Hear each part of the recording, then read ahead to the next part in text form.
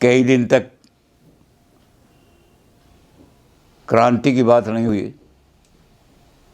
इसका मतलब शांति में निकल गए कई दिन। आज हम फिर से वहीं अपना धागा जोड़ रहे हैं। मार्क्स का डायलेक्टिकल मटेरियलिज्म, सारे जितना भी विकास हो रहा है, इवोल्यूशन हो रहा है, प्रकृति में जितना इवोल्यूशन हो रहा है, वो डायलेक्टिकल मटेरियलिज्म तो उस पर लागू होता है। लेकिन मार्क्स ने वही जो डायलेक्ट का प्रोसेस है, उस डायलेक्ट के प्रोसेस को ह्यूमन हिस्ट्री के इवोल्यूशन पे भी, मानव इतिहास का जो इवोल्यूशन है वो भी डायलेक्टिकल ढंग से ही हुआ है। तो जैसे वो डायलेक्टिकल मटेरियलिज्म है मार्क्स का, ऐसे ये हिस्टोरिकल मटेरियलिज्म है। इसमें हमने देखा था हिस्टोरिकल क्यों कहा है मार्क्स ने कहा है कि हिस्ट्री के अंदर परिवर्तन होता रहता है, कोई भी वैल्यू कांस्टेंट नहीं रह सकती, हिस्ट्री बदलती रहती है। और वो कैसे बदलती है? वो कहते हैं मीन्स ऑफ प्रोडक्शन के कारण से। आदमी, ये हम कर चुके हैं पहले, कि आदमी सबसे पहले कल्चर क्रिएट करने से पहले, धर्म क्रिएट करने से पहले, मॉरलिटी क्रिएट करने से पहले आदमी को पहले जीना ज़रूरी है। आदमी first of all man should live, then he should create. और लिव के लिए आपको विचारधारा ऊंची ऊंची आपका पेट नहीं भरेगी। जीवित रहने के लिए आपको रोटी चाहिए। रोटी का शब्द जो है मार्क्स ने ख़ास तौर से प्रयोग किया है ब्रेड, लेकिन उसका ब्रेड जो है उसका मतलब ये नहीं है जो घर में फुलके बनते हैं। रोटी का मतलब ये है कि जो प्रोडक्शन की चीज़ें हैं ना, इकोनॉमिक मोड ऑफ प्रोडक्शन, वो आदमी को सबसे पहले ज़रूरी हैं। और ये भी हम अच्छी तरह देख चुके हैं, दोबारा रिपीट करने की कोई ज़रूरत नहीं, कि उसमें 3 चीज़ें उसने दी हैं। एक तो ये कि उत्पादन के साधन क्या हैं, उत्पादन की विधियां क्या हैं, ये बदलती रहती हैं, विधियां भी बदलती रहती हैं, साधन भी बदलते रहते हैं। और तीसरी चीज़ है कि उसके साथ जो ह्यूमन फोर्स लगी हुई है, आदमी लगा हुआ है, वो आदमी किस तरह से उनमें परिवर्तन है सारा। इन 3 चीज़ों को मिला करके आपका मोड ऑफ प्रोडक्शन बनता है। और ये चीज़ें जो बदलती रहती हैं, तो इसके आधार पर ये भी हमने देख लिया, डिटेल में कर लिया, कि मार्क्स ने इसके आधार पर सारी मानव हिस्ट्री को 5 हिस्सों में बांट दिया था। इस पर हम विचार कर चुके हैं सारा, सिर्फ उनके नाम ही रिपीट करने हैं। कि इस मोड ऑफ प्रोडक्शन के बदलने पर, पहले मोड ऑफ प्रोडक्शन क्या थे और साधन क्या थे? बड़ा सिंपल जीवन था, बहुत सिंपल जीवन। कॉम्प्लेक्सिटी बाद में जितना आदमी विकास होता गया उतना कॉम्प्लेक्स बनता गया। इतना सिंपल जीवन था कि कोई किसी चीज़ का मालिक नहीं था। पेड़ों पर फल लद रहे हैं, जितनी आपको ज़रूरत है उतनी खा लो, कल फिर खा लोगे, कोई बचा के रखने की ज़रूरत नहीं है कि कल कोई आदमी खा लेगा इनको। आपको जहाँ जगह मिल रही है वो आपकी कॉमन जगह है, कहीं आप आराम करो, सो सब। तो ये था प्रिमिटिव कम्युनिज्म। कोई किसी की संपत्ति नहीं थी,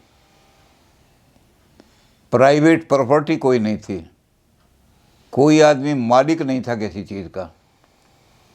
मालिकाना अधिकार होते तो आदमी हो जाता है, कुछ आदमी मालिक हैं और कुछ आदमी वंचित हैं। लेकिन प्रिमिटिव कम्युनिज्म में कोई किसी चीज़ का मालिक नहीं था, किसी पेड़ का, पौधे का, खाने की चीज़ों का, पहनने की चीज़ों का, रहने की जगह का कोई मालिक नहीं था। तो ये हमने देख लिया, प्रिमिटिव कम्युनिज्म था पहले। फिर प्रिमिटिव कम्युनिज्म में कई बार ये हुआ कि चीज़ें नहीं, तो इन्होंने हंटिंग का काम शुरू किया। हंटिंग के काम में कुछ आदमी मार करके लाते थे शिकार, और कुछ आदमी जो बड़े चालाक थे, कनिंग थे, उन्होंने कहा तुम शिकार मार के ले आए हो, ये ख़राब हो जाएगा, इसको हम किस तरह बांटें। ये टांग किसको दी जाए हिरन की, सिर किसको दिया जाए, ये चीज़ तुम नहीं तय कर सकते, हम अपनी बुद्धि से तय करके उसको देंगे, तो ये हमें दे दो मार करके चलाए। तो कुछ आदमी जो थे वो तो उनके चीज़ों के मालिक बनने लगे, उन्होंने चीज़ों पर कब्जा करना शुरू कर दिया, ओनरशिप शुरू हो गई। और कुछ आदमियों को उन्होंने अपना दास बना लिया, तुम शिकार मार के लाना, हम शिकार को बांटेंगे और प्रिजर्व करके रखेंगे। ये दूसरी स्टेज है हिस्ट्री की। मोड ऑफ प्रोडक्शन बदल गए। अब शिकार करने के लिए क्या हुआ कि आपके साधन भी बदल गए। पहले आप जो थे ऐसी फल वल तोड़ लाते थे, कोई खरगोश जाता है तो आपने उसको ऐसे ही पकड़ करके कसकर गल मरोड़ दी। अब आप बड़े बड़े जब इतने बड़े वो जंगल में काम करने लगे तो बड़े बड़े जानवरों को मारना था, तो आपने हथियार बनाने शुरू किए। पहले पत्थर के हथियार बनाए, फिर धातु के भी बनने लगे, नोकीले हथियार सारे के सारे। तो मोड ऑफ प्रोडक्शन भी बदल गया, संसाधन भी बदल गए, और ह्यूमन फोर्स भी थोड़ी सी बदल गई, तरह तरह की हो गई। यहीं से काम जो है गड़बड़ हो गया सारा। यहाँ से डिवीज़न हो गया लेबर का, और उस डिवीज़न ऑफ लेबर में है कि कुछ आदमी मालिक बन बैठे और कुछ आदमी वंचित बन बैठे। इसका नाम है स्लेव ओनिंग सोसाइटी। और इस पर भी हमने विचार किया कि स्लेव दो तरह के होते थे, कुछ स्लेव ये खरीद के लाते थे और कुछ स्लेव कहलाते थे खानाजात स्लेव, यानी घर में बांधियाँ रखी हुई हैं और नौकरों को कहा जो बच्चे पैदा होंगे वो हमारे होंगे, उस पर हमारा अधिकार होगा, जो मालिक है। तो घर में बहुत सारे बच्चे पैदा हो जाते थे, तो आगे जो महलों में या किले में या हंटिंग करने के लिए वो गुलाम मिल जाते थे बहुत सारे। तो स्लेव ओनिंग सोसाइटी में आदमी भी, इनका भी मास्टर होने लगा एक। इतिहास का ये युग भी बदला। इस युग के बाद हमने देखा था कि एग्रीकल्चर का युग आया। उन्होंने कहा ऐसी चीज़ें जो मांस लाते हैं, ये फल वल इकट्ठा करके लाते हैं तो ख़राब हो जाता है, ये सारा कन्वर्ट कर दो। झगड़े सारे इसी के कारण से होते हैं। ये जो हंटर स्लेव गए हैं, ये कहते हैं मार के हमला है तुझे, तू हमें ये नहीं दे रहा है, तू मुझको रख रहा है, तो ऐसी चीज़ लाओ जो देर तक प्रिजर्व करके रखी जा सके। तो ऐसी चीज़ें होती हैं खेती की, अनाज है, चावल है, एक एक साल तक प्रिजर्व। तो उन्होंने खेतियों में एग्रीकल्चर सोसाइटी पैदा करने। साधन भी बदल गए, संसाधन। और जब खेत का काम करेंगे तो उसमें छोटे छोटे औजार, शिकार खेलने वाले काम नहीं आएंगे। उसमें हल बनाया जाएगा, वो हल ज़मीन को जोतेगा, फिर पटरा बनाया जाएगा, फिर जोतने के लिए बैल चाहिए सारे। तो एक नया सिस्टम, मोड ऑफ प्रोडक्शन बिल्कुल बदल गए। और उसमें क्या हो गया कि जिन्होंने ज़मीन पे कब्जे कर लिए थे, कमीनों के मालिक बन के बैठ गए थे, वो ज़मीन के मालिक बन गए। और पीजेंट्री जो थी वो किसान बन के, किसान का शब्द जो है इसलिए रखा है इन्होंने पेजेंट्री वाले किराए पे काम करते हैं, उनकी अपनी ज़मीन नहीं होती। तो ऐसे किसान जो थे जो किराए पे काम करते थे, वो बहुत सारे किसान पैदा हो गए। और उस ज़माने में मोड बदल गए थे, इसलिए जॉइंट फैमिली भी आ गई। तो ये जो एग्रीकल्चरल सोसाइटी है, इसका मार्क्स ने बड़ी तरह डिटेल में इसलिए डिस्कशन किया है कि जब आप मकान बना के और शहर बना करके सोसाइटी बना कर रहने लगे, तो आपको बहुत सारी चीज़ों की ज़रूरत पड़ी, रेगुलेशन की ज़रूरत पड़ी, नियमों की ज़रूरत पड़ी।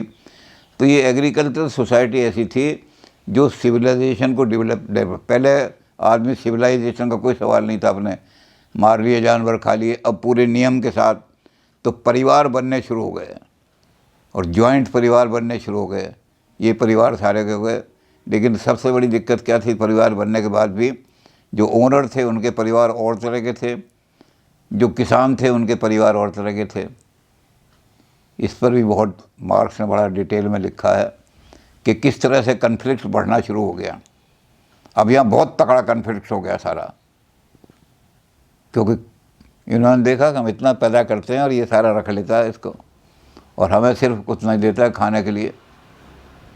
तो उन्हें लगा कि ये सारे कहीं छीन छान न लें, तब इसको क्या करो कि जो चीज़ उसके पास प्रोडक्ट थी उसने उसको कंसोलिडेट करके और ऐसी जगह कर दिया। ये कॉन्क्रीटाइजेशन ऑफ द लेबर, लेबर जितने प्रोड्यूस किया था उसको उसने मशीन में तब्दील कर दिया। गेहूँ तो तुम छीन लोगे, चावल तो तुम छीन लोगे, घी तो तुम छीन लोगे, मशीन कैसे छीन लोगे तुम? अब प्रोडक्शन करने वाला प्रोड्यूस कर रहा है, आपने उसको कन्वर्ट कर दिया मशीन में, फिर और वो प्रोड्यूस कर रहा है, एक और मशीन लगा ली। अब ये जो मशीन है ये क्या चीज़ है? ये तो लेबर कॉन्क्रीटाइज है, सॉलिडिफाई कर दिए लेबर, लेबर को सॉलिड कर दिया तो मशीन कहलाने लगी।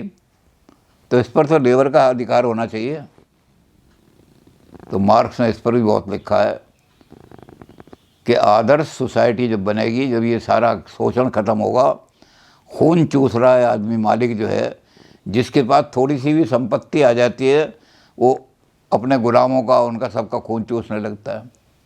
उनको सिर्फ उतना ही देता है जितना उनके सर्वाइवल के लिए ज़रूरत हो, और प्रोड्यूस उनसे बहुत कराता है।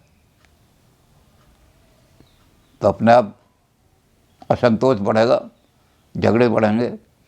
लेकिन इनको जब कॉन्क्रीटाइज कर ली, मशीनें बना ली, तो इंडस्ट्रियल रिवोल्यूशन में क्या होगा कि वो किसान बेचारा और भी बिल्कुल, किसान अपनी किसानी छोड़ करके मिलों में आने लगे, और मशीनों के बढ़ते ही, जैसे ही मशीनें बढ़ी, फिजिकल लेबर बेकार हो गई, बेरोज़गार हो गई।